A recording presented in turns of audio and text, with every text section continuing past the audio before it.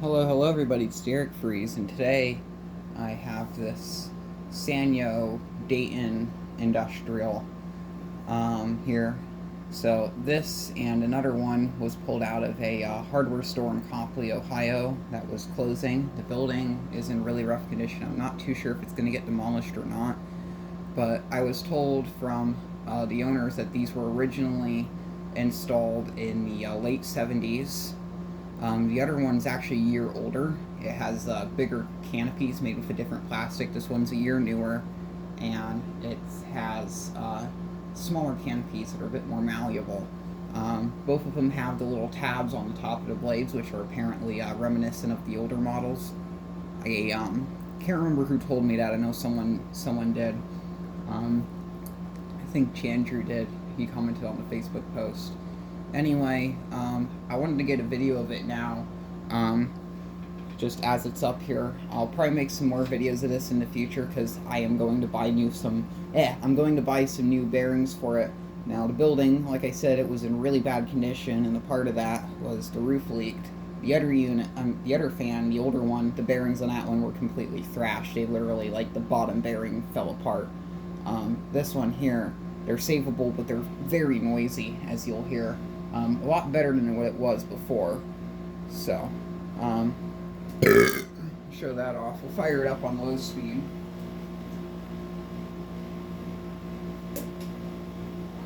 These fans are very weird. Until I picked both of these up, I always thought that that these things had a singular motor bearing. I could have sworn there was some sort of other Sanyo fan that had this, like a single bearing. Maybe it was the little Walmart Lasco ones. I'm not too sure. But these, I believe, I always thought these had a single bearing, but they don't. Maybe later versions did. It's a little out of balance. And it's actually running the best that it's done in a while. Normally it takes a while to get up to speed. Now it's kind of hard to hear because I have this modern Chinesium dehumidifier, but it is making some like grinding noises. The upper canopy tends to scrape on the motor housing a little bit from time to time. It's very random when it does that. It doesn't do it all the time. When I installed this, I cut the down rod down a little bit. I'm probably going to cut it even more because I still think it's a bit too short, but I'll do that when I remove it to get the bearings redone.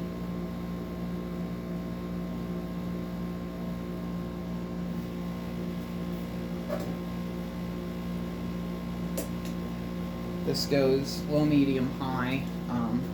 This has more of an interesting style of pull chain setup. It has a pull cord or pull string instead of an actual chain or ball chain that most of these normally used.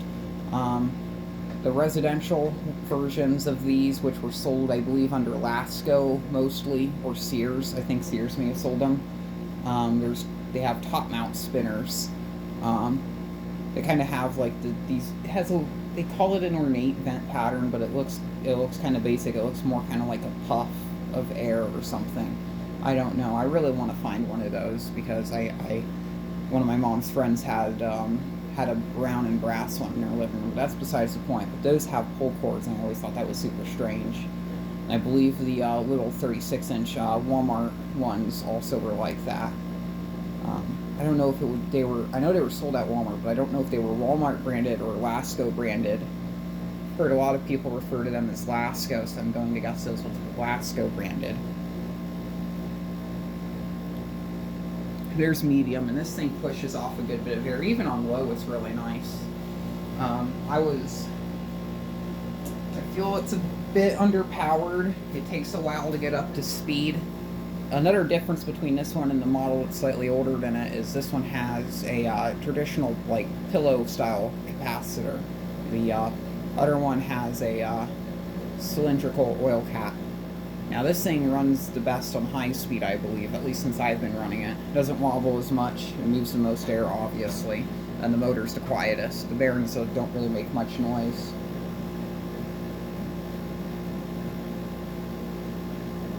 I have to go through and show this thing again after I turn off the steam, after it spins down.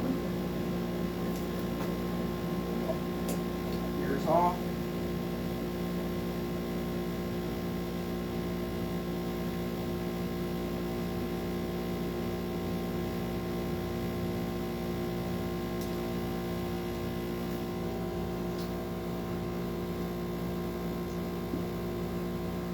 I've actually yet to time the spin down on this fan, so I am kind of excited to see how long it takes for this to spin down. Now,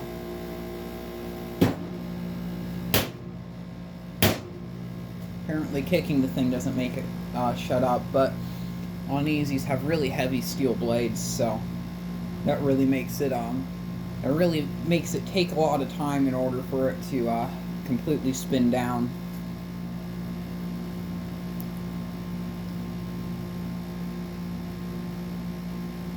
Now, as a kid, I think I was in, I don't think it was kindergarten, I think it was first or second grade.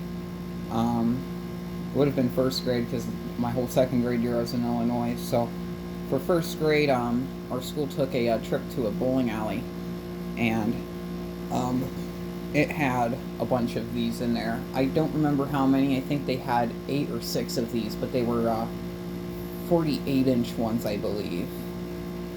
Maybe they were to 50-inch. They weren't to 56 like this. They were a bit smaller. But they had a whole bunch of those. And I remember they had round tip blades. And that they had the speed counter on them. For a while I didn't know what they were, but when I was a fan collector I saw one of these and I immediately found out what it was. So that was pretty cool. But I remember going there. There were some of them were on, some of them were off. It was kind of a weird install. But I don't know if they were turned off with the pull chain or they were independently controlled. I'm going to guess they were all independently controlled via the pull chain. And they would cycle them on and off by using like fan stick or something. And something else I remembered about them is they had a pull string like this with a metal hoop at the end. So this one, it had, I don't know if this one or if the other one did it, but they had the original like large heavy metal pull fobs. Actually no, this one didn't. This one was missing the pull string.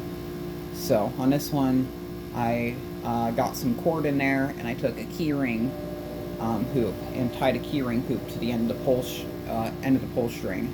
And I say this really looks exactly like how I remembered the bowling alley ones look. And I feel like if I were to have my own bowling alley, I'd put these in there. I think these would be the best fans for a bowling alley, in my opinion, at least in terms of the aesthetics. So it's really cool to see one of these up close. I never thought I'd ever own one of these.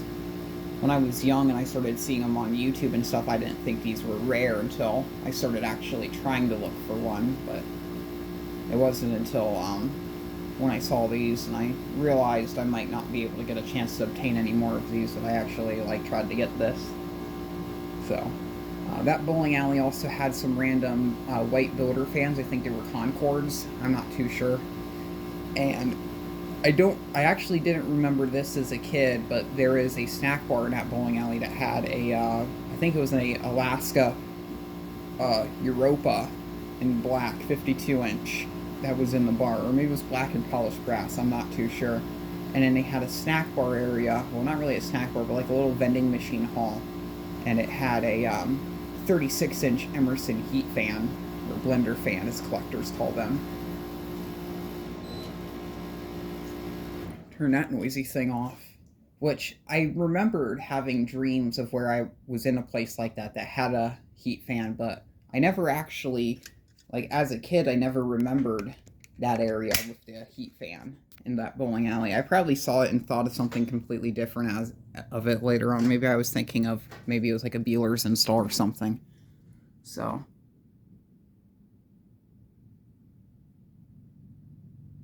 Now, another thing that really also does confuse me is that bowling alley is about an hour and a half away from here. And I'm wondering the reason why our school would take us to a bowling alley that's an hour and a half away from here. Unless if it's a different bowling alley. But when another collector showed me pictures of it after I described it to him, I was pretty sure that was the bowling alley. Started up on low speed.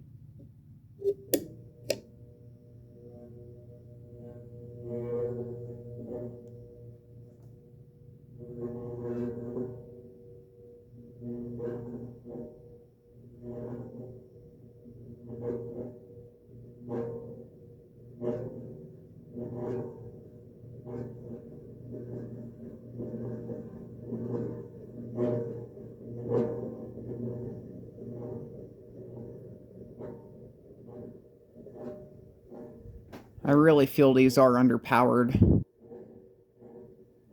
They take a long time to get up to speed anyway.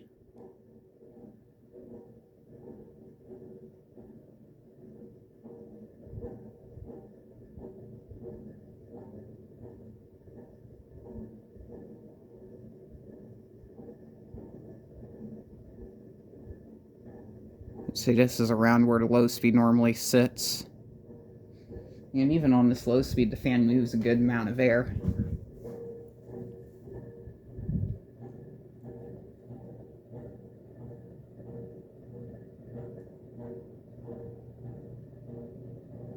I also like the slight wobble to it. Normally I don't like wobbly fans, they make me kind of scared, but this is one of those exceptions.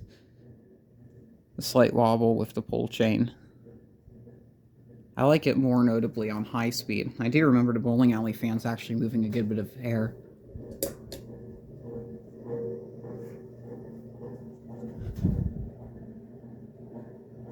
Another random thing. Oh, as it's speeding up.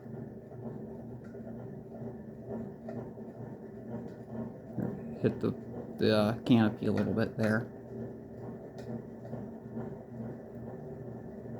I remembered seeing the speed counters on them as a kid, and I thought that was very strange. I didn't know how they worked, so now that I own one of these and I can actually like have a look at how it works on the inside, that's really cool, because that was a big mystery for me growing up, is how these speed counters worked. So really cool.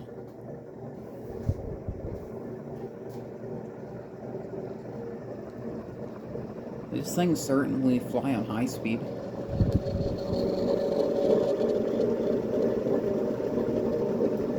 Excited to get new bearings in this thing, because I'd really like to get a chance to hear the motor on this without the bearing noise, because it has a really notable loud whine to it as it speeds up.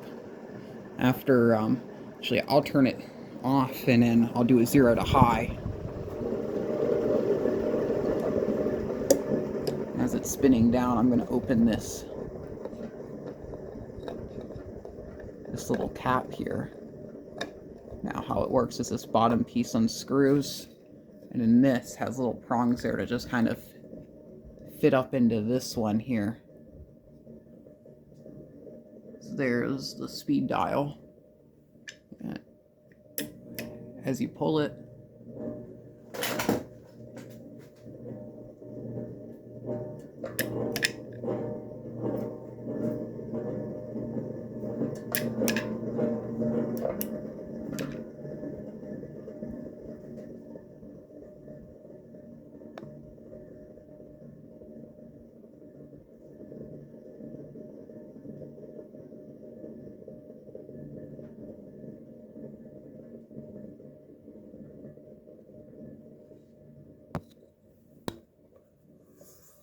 now the bottom half of the motor here, which for some reason it's now gotten really blurry. This is all plastic, which I always thought this was metal. It was a two-piece metal motor. Now, I knew this was plastic, but I didn't know this was, so very strange there. So we'll go up to high.